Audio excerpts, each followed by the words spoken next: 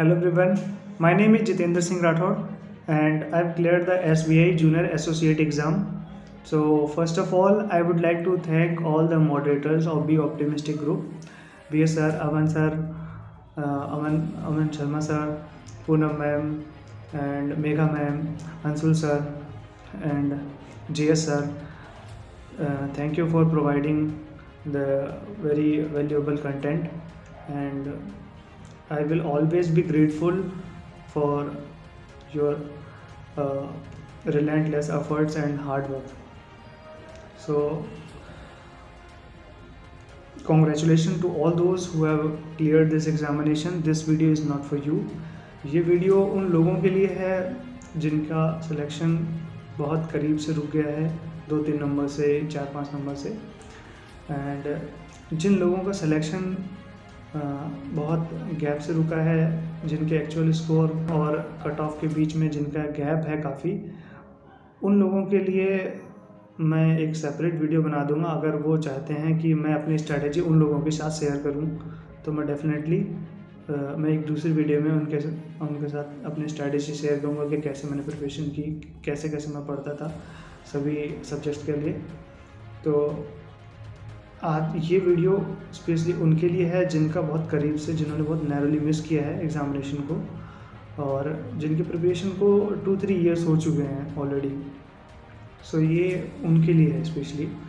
तो मैं पहले अपनी जर्नी के अपने बारे में कुछ बताना चाहूँगा। मैंने 2017 में बैंकिंग की प्रिपरेशन स्टार्ट की थी और ये ऑलमोस्ट 4 ईयर्स हो गए हैं, और 4 ईयर्स में ये पहला एग्ज़ामिनेशन है जिसमें मेरा फाइनल सिलेक्शन हुआ है जनरल कैटेगरी में। तो मुझे एलपीटी टेस्ट नहीं देना क्योंकि मैंने राजस्थान से फिल किया था और मैंने 10th एंड 12th स्टैंडर्ड में हिंदी सब्जेक्ट पढ़ा हुआ है, तो एलपीटी मेरे लिए नहीं होगा। तो 2017 में मैंने जब ये प्रिपरेशन स्टार्ट की थी तो मुझे कुछ भी आइडिया नहीं था कि कैसे क्या पढ़ना है, क्या नहीं पढ़ना। सो सिंपली मैंने RS अग्रवाल की मैथ्स की क्वांट की बुक उठाई थी, और रीजनिंग के लिए भी शायद उन्हीं की उठाई थी, और इंग्लिश के लिए ग्रामर की बुक उठाई थी। तो वहाँ से प्रिपरेशन स्टार्ट कर दी थी बिना किसी मॉक लगाए, जो सबसे बड़ी गलती की।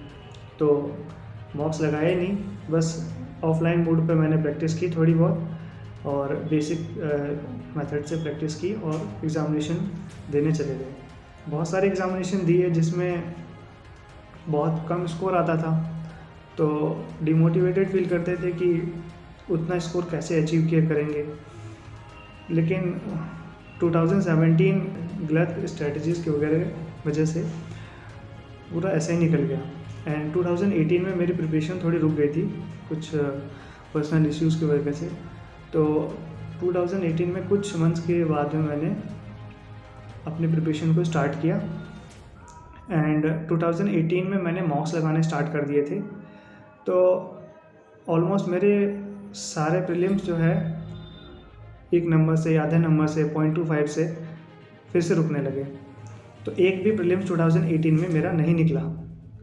तो उस टाइम थोड़ा डिमोटिवेटेड तो फील होता था, बट ये पता लग गया था कि अब बहुत करीब है प्रीलिम्स निकलने को, तो यानी कि मैं राइट पाथ पे हूँ, तो मैं करता चला गया आगे।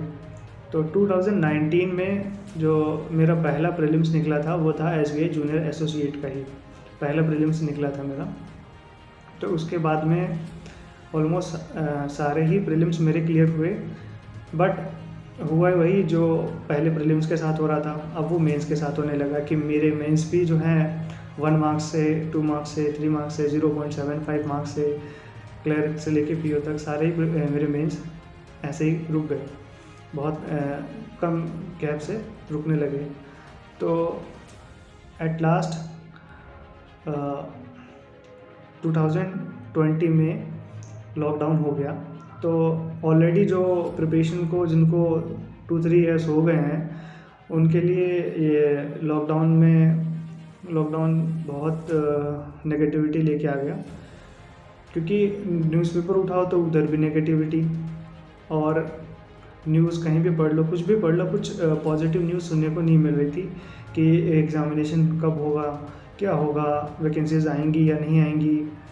तो सब कुछ अनसर्टेन था, कुछ भी सर्टेन नहीं था कि क्या होगा आगे। तो मैंने उस टाइम प्रिपरेशन अपनी जारी रखी। तो उन अप्रैल, मई ये और जून, ये 3 मंथ्स में मैंने कंसिस्टेंट रह के अच्छे से पढ़ाई की।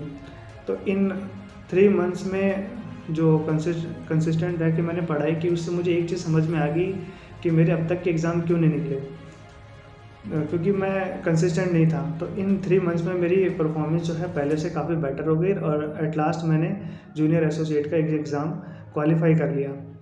तो कंसिस्टेंसी जो मुझे सबसे मोस्ट इम्पॉर्टेंट लग रही है कि आप लोगों को अगर एग्ज़ामिनेशन रुक रहे हैं तो आप कंसिस्टेंट होके पढ़िए। एग्ज़ामिनेशन निकलेगा, ज़रूर निकलेगा, चाहे सिचुएशन अभी आपके फेवर में है या नहीं है, बट बहुत जल्दी ही आप एग्ज़ाम क्वालिफाई करोगे अगर आप हार्ड वर्क करते हो, कंसिस्टेंट होके, तो आप डेफिनेटली एग्ज़ामिनेशन क्वालिफाई करोगे। तो अगर आपको ये लगता है कि आप इंटेलिजेंट नहीं हो, अगर आपको ऐसा लगता है, तो आपके पास एक ही टूल बचता है, वो है हार्ड वर्क। और हार्ड वर्क से आप डेफिनेटली कंसिस्टेंट होके डेफिनेटली आगे कुछ ना कुछ ईज़िली कोई ना कोई एग्ज़ाम क्वालिफाई कर लोगे। ये मेरा एक्सपीरियंस बोलता है अब तक का, कि आप अगर कंसिस्टेंट होकर पढ़ोगे तो आप ज़रूर एग्ज़ाम क्वालिफाई करोगे। ऐसा नहीं है, कोई आपने जितनी भी एनर्जी है उसको एक जगह लगा दो, यहाँ वहाँ के सोचने में लगा दोगे तो फिर आपको बहुत अपनी परफॉर्मेंस पे उसका बहुत असर होगा। तो मुझे एक मोटिवेशनल वीडियो याद आ रही है, जो मेरिट साइंस चैनल पे अभिषेक गुप्ता सर हैं, बहुत अच्छे सर हैं, आप एक बार चैनल पे जाके विज़िट करना, तो बहुत अच्छा कंटेंट प्रोवाइड करते हैं। तो उन्होंने एक लॉकडाउन के टाइम में एक मोटिवेशनल वीडियो उन्होंने अपलोड की थी अपने चैनल पे, जिसमें उन्होंने एक बहुत अच्छा एग्जांपल दिया था, जिससे मुझे बहुत मोटिवेशन मिली थी। कि उन्होंने एक एग्जांपल दिया कि अगर आपको एक गिलास में पानी भर के आपके हाथ में दे दिया जाए, जिसका टोटल वेट 1 kg है, और आपसे बोला जाए कि इसको पकड़ के रखना है, तो आपको अगर बोला जाए कि इसको 5 मिनट के लिए पकड़ना है, तो आपसे पूछा जाए इसका वेट कितना है, तो ऑब्वियस आप कहोगे 1 kg। जब आपको बोला गया इसको 5 घंटे के लिए पकड़ना है, तो अब उसका वेट आपको स्लाइटली 1 kg से ज़्यादा फील हो रहा है।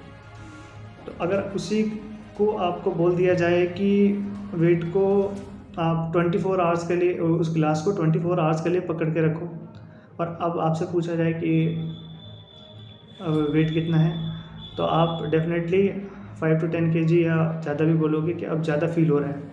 तो तो अगर आपको ये भी बोला जाए कि उसको 5 डेज़ के लिए अगर आप पकड़ के खड़े रहो, और तब आपसे पूछा जाए आपका वेट इसका गिलास का वेट कितना है, तो वो वो 1 किलो का गिलास जो है, अब आपको 100 kg का भी फील होगा। तो एक्चुअल वेट तो 1 kg था ना, लेकिन आपको फील कितने का हो रहा है, 100 kg का। ठीक है, तो ऐसे ही हमारी नॉर्मल लाइफ में भी होता है कि किसी भी प्रॉब्लम या चैलेंज को हम कितनी देर पकड़ के रखते हैं, या कितनी देर तक वो सोचते रहते हैं उसके बारे में, तो उस हिसाब से वो प्रॉब्लम बड़ी या छोटी होती है। अगर कोई प्रॉब्लम आती है, वो बॉदर करती है आपको, जैसे अभी जूनियर एसोसिएट एग्ज़ाम जो है, इसका रिज़ल्ट आया, तो बहुत सारे कैंडिडेट्स होंगे, क्योंकि सिलेक्शन रेट बहुत कम है, आपको भी पता है कि लेस देन 1% लोग इसमें सेलेक्ट होंगे। तो इसमें ज़्यादातर लोग होंगे जो अभी सेलेक्ट नहीं हुए होंगे, बहुत कम लोगों का सिलेक्शन हुआ है। तो ज़्यादातर लोग यही अभी अपनी एनर्जी जो है, सब कुछ जितनी भी एनर्जी अपनी सोचने में निकाल दे रहे होंगे, तो डिमोटिवेटेड होंगे। तो अगर आप इससे बहुत जल्दी बाहर नहीं निकलते हैं, तो एट द एंड आप रियलाइज़ करेंगे कि आपका ब्रेन जो है पैरालाइज हो गया है, और आपकी सारी एनर्जी इसी सोचने में चली जा रही है, आप कुछ नहीं कर पा रहे। तो आपको फ्रस्ट्रेशन होगी, आप डिप्रेस्ड होंगे। तो ये सर ने एग्जाम्पल से ये समझाना चाहा था कि हम जो भी हमारी लाइफ में प्रॉब्लम्स या चैलेंजेस आते हैं, उनको हम कैसे डील करें, ये इस एग्ज़ाम्पल से सर ने बहुत अच्छे से समझाया था। और यही मैं आपको भी मैसेज देना चाहूँगा कि जो अभी भी रिज़ल्ट आया है, इसके बारे में अब सोचना बंद कर दीजिए। जो हो गया हो गया। और क्योंकि अब नया साल आ गया है, न्यू ईयर आ गया है, तो अब इस न्यू ईयर को एकदम न्यू एनर्जी के साथ में फिर से अपने प्रिपरेशन में लग जाइए न्यू एनर्जी के साथ में। डेफिनेटली आप एग्ज़ाम को क्वालिफाई करेंगे। 2021 आपका होगा। आप सभी को आने वाले जो अपकमिंग एग्जामिनेशन हैं उनके लिए all the best and wish you all a very happy new year. That's it from my side. Thank you.